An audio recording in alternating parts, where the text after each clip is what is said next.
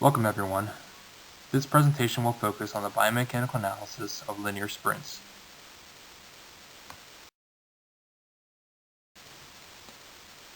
Here is a brief overview of what we will cover in this presentation.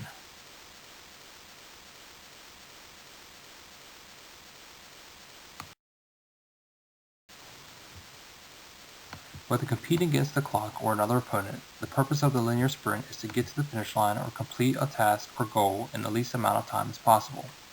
Biomechanically speaking, the goal of the sprint is to increase stride frequency and optimal stride length while performing explosive horizontal push-off with each stride. Horizontal forces during the push-off should be applied for as long as possible to further reduce vertical impulse and achieving maximum horizontal velocity.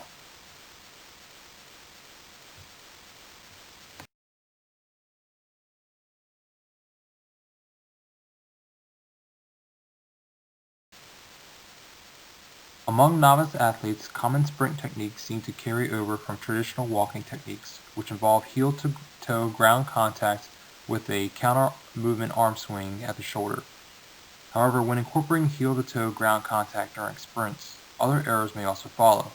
For instance, heel-to-toe contact may lead to longer lever arms of the leg, with a greater extension at the knee and increasing the moment of inertia. Given the purpose of sprints may be to achieve maximum velocity, this may require the hip flexors to work harder during the sprint, which ultimately puts the sprinter at a mechanical disadvantage. The same principle would also be true of the anterior shoulder muscles during flexion if a longer lever arm was seen as a result of a tricep extension.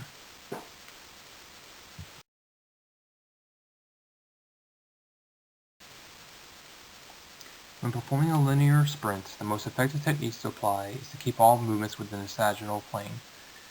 Hips, knees, and ankles should move along a horizontal axis, as too should the shoulders. However, the shoulders should move in counter-movement to the lower extremities. The isometric contraction of the elbows should keep the elbows within flexion of 90 degrees. Maximum range of motion about the horizontal axis has the benefits of decreasing the moment of inertia. This can be achieved again when the lever arms are shortened. In doing so, this increases kinetic energy to be stored during movement.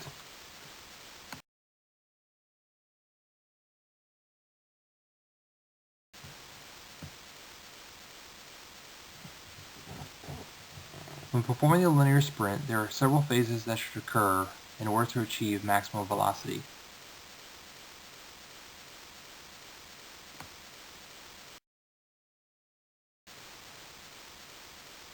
The first phase is the athletic stance. The athlete should maintain a position ready to move forward while placing all their weight on the balls of their feet. This can be achieved whether in a 4-point staggered stance, an upright stance with their feet staggered, a quarter squat position such as a defensive lineman in a football team, or performing a forward lean. For the purpose of this presentation, we will focus on the forward lean.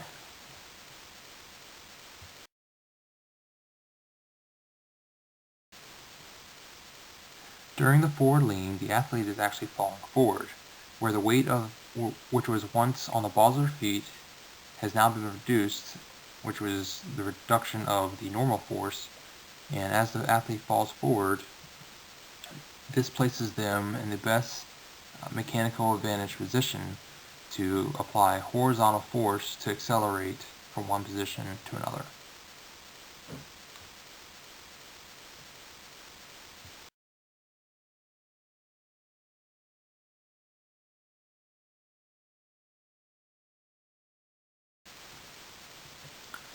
Following the forward lean, the athlete begins to push themselves off the ground. They've achieved an appropriate forward lean in order to apply horizontal force to the ground and begins to push off. As they begin to push off, normal force is reduced even further as they transition to the next phase. Following the push-off phase, we begin to see the athlete take their first step. They raise the knee up high by flexing the hip, flexing the knee, and dorsiflexing the foot. They also have a 90-degree elbow flexion with isometric hold.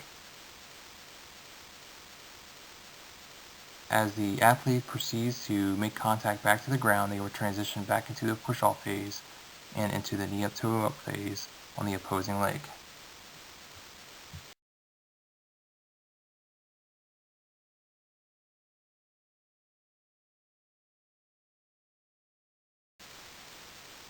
Now let's take a moment and observe our athletes. Here we have Erin, a Division I lacrosse player from Elon University. She has never had any formal training in sprinting mechanics, and we're about to see her perform them for this biomechanical analysis.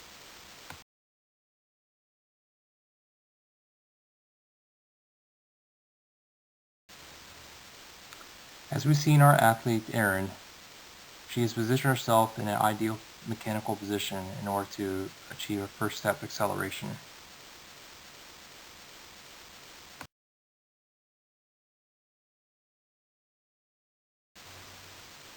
Looking at her second step, we see that Erin has maintained her forward lean, however, she is about to heel strike.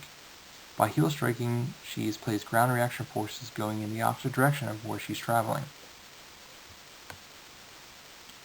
On a positive note, it does look like that she has maintained her upper body mechanics, but let's look forward to see if they break down.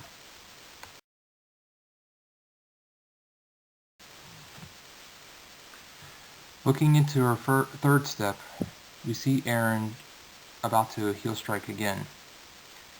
She does have 90 degrees of elbow flexion though, but she is also starting to lose her forward lean.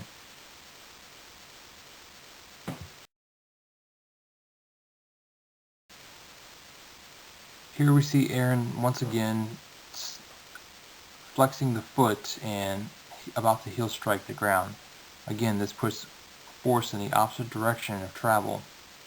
Again, you can also see that her leg is nearly straight, which would mean that the moment of inertia has been increased rather than decreased, and she's lost all kinetic energy in order to accelerate forward.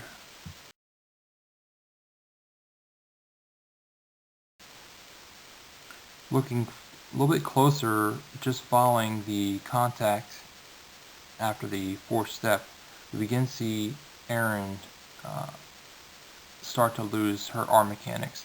Her elbow is almost fully extended, and again, she's increased the lever arms and increased the moment of inertia.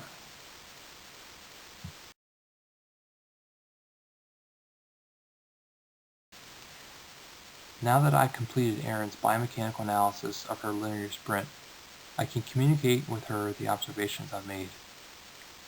I can reinforce the most effective techniques in order to correct those mistakes and hopefully see those corrections during the next analysis. This completes this presentation of the linear sprint biomechanical analysis.